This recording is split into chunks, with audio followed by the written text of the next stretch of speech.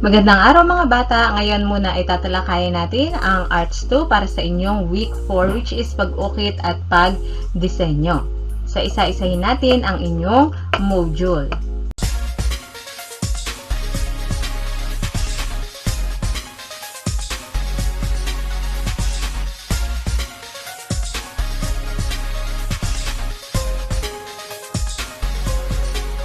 Okay, so ang layunin para sa Quarter 3, Week 4 ay makaukit ng hugis o letra na magagamit bilang pantatak. So, kahit ano yung gawin nyo, kahit hugis yan o kahit letra yan, maaari yang maging pantatak. At acceptable yon para sa inyong guro. Kahit ano ang mas prepared nyo. Ito man ay letra, ito man ay hugis. Okay, tignan muna natin yung mga larawan. So, ang tawag dito ay wood block stamper. Okay? So, wood block stamper, ito ay gawa sa kahoy. Pangalawa naman, wood block stamp mark on paper. So, ito ang wood block stamper. At kapag itinatak siya sa isang papel, ganito ang kanyang kalalabasan. Kung ano yung nandito, dito sa surface nito, yun ang mangyayari dito. Okay? So, ito naman ang rubber stamper. Ito ay gawa sa rubber. Okay? Halimbawa, ay ang mga letrang yan, kapag itinatak, ay magiging ganito. Okay? So, ang tawag dyan, wood block stamper man yan, o rubber stamper, ang tawag pa rin dyan is stamper. At ang tawag dito ay stamp.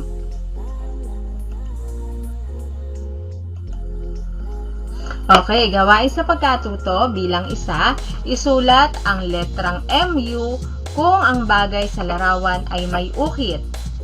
At isulat naman ang letrang WU kung ang bagay sa larawan ay walang ukit. So, yung damit, may ukit ba kayong nakikita? So, kung wala, tama ang sagot nyo, WU. Ito ay walang ukit. Pangalawa, ang statwa kaya, may ukit o wala? Kung ang sagot nyo ay MU, may ukit, tama ang inyong sagot. Maaaring bilang ukit niya o maaaring sa parte ng katawan. Okay? Next, number 3, tansan, fruit soda. Ito kaya ay ukit o walang ukit kayong nakikita? Kung ang sagot nyo ay may ukit, tama ang inyong sagot. Okay? So, ito ay may ukit sa tabi at maging sa itaas. Meron ding ukit. Next, number 4, balloon. May ukit o wala? Kung ang sagot nyo ay walang ukit, tama ang inyong sagot. Ito ay continuation. Okay, number 5 na tayo. Baso. May ukit o walang ukit? Kung ang sagot nyo ay walang ukit, tama ang inyong sagot. At para naman sa number 6, kung may ukit ito ay tama din. Okay? Gawain sa pagkatuto bilang dalawa. Lalagyan naman natin ng check ngayon kung ang bagay ay patag o madaling tatakan. Lalagyan naman natin ng X kung ang bagay ay hindi patag o hindi madaling tatakan. Gawin ito sa inyong papel. Okay? So, yung plywood, ito ba ay patag? Pag sinabing patag, makinis. Okay? So, walang alon-alon. Ang plywood na pader ay check. So, ito ay bagay na patag at madaling tatakan. Pangalawa ay sombrero. Ito ay X. Hindi siya patag. May pakurba siya. Ang manok kaya, syempre, ito ay hindi patag. Ang kumot, ito ay tinatatakan din. Kaya ito ay check. Number 5, karton. Yes, ito ay madaling tatakan dahil ito ay patag. Next, ang bisikleta. Hindi ito madaling tatakan. Okay?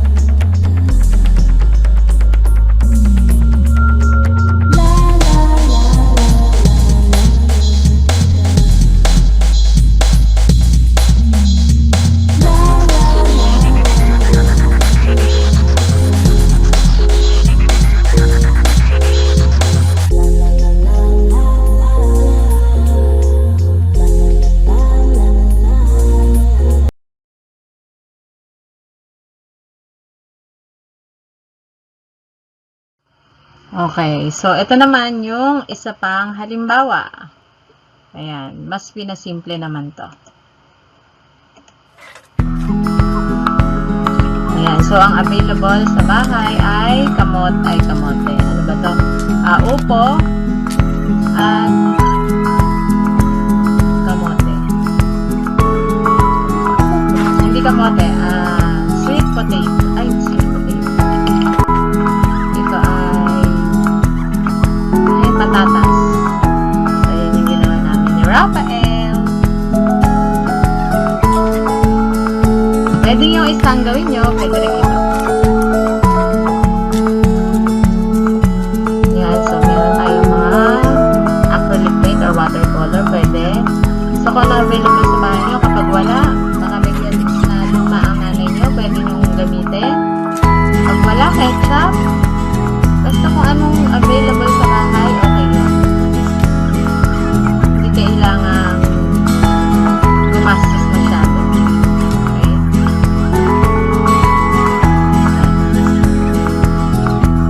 Pwede rin toyo. Sasawsaw mo yung toyo sa toyo. Basta matatakan natin.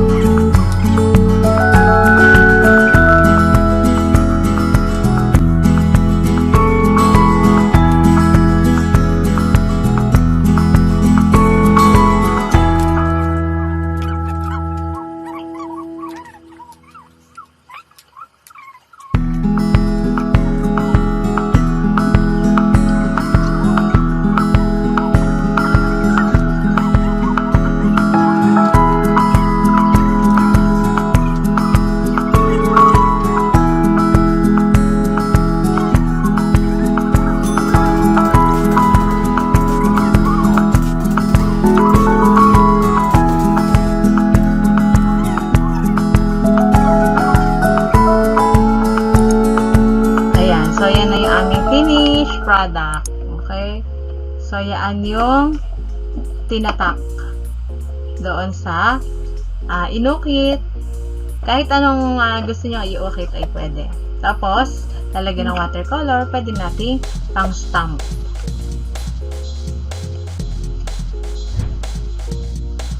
Okay, tandaan na ang pag-ukit ay nangangailangan ng matalim na bagay upang makalikha ng mas malinaw na detalye. Dahil mapanganib maggamit ng mga bagay na matulis, kailangan ng gabay ng mas nakatatanda sa pag-ukit. So, maaaring kayo maging taga-tatak katulad ng ginawa namin ni Rafael. Yan. Tapos, siya yung taga-kulay. Ako naman yung taga-hawak ng matutulis na bagay. Ako yung umukit. So, siya yung taga-tatak. Thank you, Rafael. Maraming salamat mga bata. Sana ay nagtutuhan kayo at nakita nyo ang tamang pagtatak. So, pwede rin letters, pwede rin shapes, kahit ano. Maaari yan at acceptable yan sa guro. Maraming salamat!